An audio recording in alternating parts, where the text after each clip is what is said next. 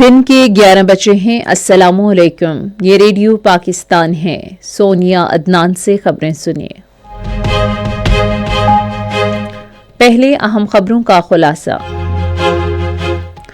نائب وزیر اعظم نے کہا ہے کہ ختم ہونے والے سال کے دوران پاکستان سفارتی، سیاسی اور معاشی لحاظ سے ایک مضبوط اور نمایاں ملک بن کر سامنے آیا ہے۔ اٹلی نے آئندہ 3 سال کے دوران پاکستانی کارکنوں کے لیے 10,500 ملازمتوں کا کوٹا مختص کر دیا ہے۔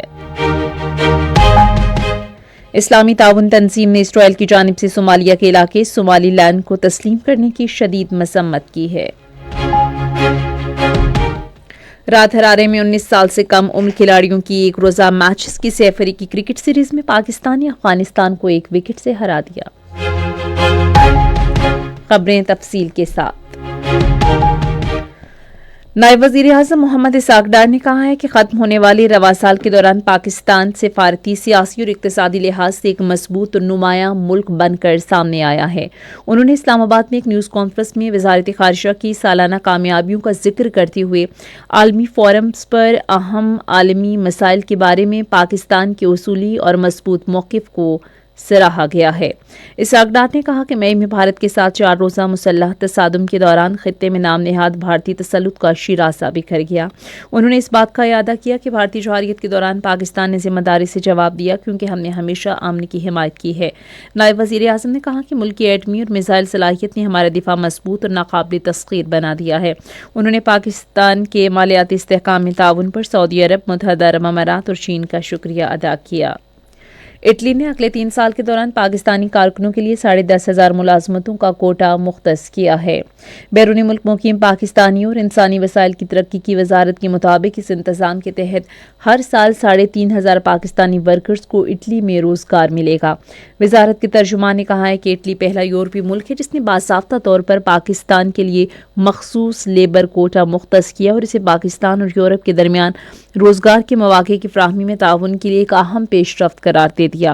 بیرون ملک مقیم پاکستانی اور انسانی وسائل کی ترقی کے وزیر چودھری صالح حسین نے اس پیش رفت کا خیر مقدم کرتے ہوئے اسے مسلسل کوششوں کے بعد حاصل کیا گیا تاریخی سنگ میل قرار دیا ہے۔ انہوں نے کہا کہ یہ معاہدہ یورپی لیبر مارکیٹ میں پاکستانی کارکنوں کے لیے نئی راہیں کھولے گا۔ اقوام متحدہ میں پاکستان کے مستقل مندوب عاصم افتخار احمد نے اقوام متحدہ میں ممتاز پاکستانی سفارتکار رفیع الدین احمد کے انتقال پر گہرے دکھ اور افسوس کا اظہار کیا ہے۔ انہوں نے social media platform X پر ایک تعزیتی بیان میں کہا کہ رفیع الدین احمد بین الاقوامی سفارتکاری میں ایک سرکردہ شخصیت تھے اور انہوں نے عالمی برادری میں کئی اہم عہدوں پر شاندار خدمات انجام دی۔ عاصم افتخار احمد نے رفیع الدین احمد کی عظیم خدمات کو خراج عقیدت پیش کرتے ہوئے کہا کہ انہوں نے دنیا بھر کے سفارتکاروں خصوصاً پاکستان میں اپنے پیچھے ایک لازوال میراث چھوڑی ہے۔ بھارت کے غیر قانونی زیر قبضہ جموں و کشمیر میں بھارتی فوج نے سیکیورٹی خدشات کے بہانے سال نو سے قبل فوجی کارروائیاں تیز کر دی ہیں۔ کشمیر میڈیا سروس کے مطابق ملک کو انتہائی چوکسی کے تحت رکھا گیا ہے اور اضافی چوکیاں قائم کی گئی ہیں، گشت میں اضافہ کر دیا گیا اور چھاپوں میں تیزی لائی گئی ہے۔ بارڈر سیکیورٹی فورس اور پولیس آپریشنل کنٹرول بڑھانے کے لیے دیہات میں تلاشی کی جارحانہ کارروائیاں جاری ہیں۔ اسلامی تعاون تنظیم نے اسرائیل کی جانب سے صومالیہ کے علاقے صومالی لینڈ کو تسلیم کرنے کی شدید مذمت کی ہے۔ OIC کے جنرل سیکریٹریٹ کی جانب سے جاری ایک بیان میں کہا گیا کہ اسرائیلی اقدام صومالیہ کی خود مختاری، قومی اتحاد اور اس کی علاقائی سالمیت کی خلاف ورزی ہے۔ جنرل سیکریٹریٹ نے صومالیہ کے ساتھ مکمل یکجہتی، خود مختاری اور علاقائی اتحاد کے لیے اس کی غیر متزلزل حمایت کا اعادہ کیا۔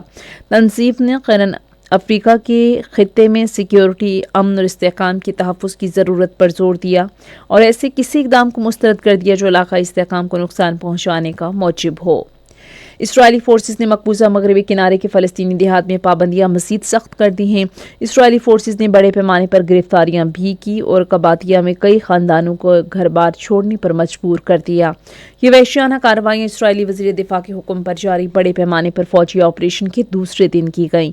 انسانی حقوق کی تنظیموں نے فلسطینی خاندانوں کے گھروں کو مسمار کرنے کی اسرائیلی کارروائیوں کی مذمت کرتے ہوئے اسے اجتماعی سزا کی غیر قانونی شکل قرار دیا ہے۔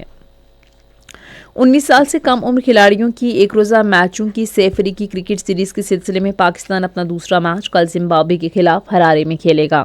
میچ پاکستان کے معیاری وقت کے مطابق دوپہر 12:30 بجے شروع ہوگا۔ اس سے قبل سیریز کے اپنے پہلے میچ میں پاکستان نے رات ہرارے میں افغانستان کو 1 وکٹ سے ہرا دیا۔ اسی کے ساتھ ہی خبریں ختم ہوئی۔ مزید خبروں اور تجزیوں کے لیے آئیے ہماری ویب سائٹ پر radio.gov.pk اور فیس بک کے link radio Pakistan news official پر براہ راست ویڈیو سٹریمنگ بھی ملاحظہ کیجیے۔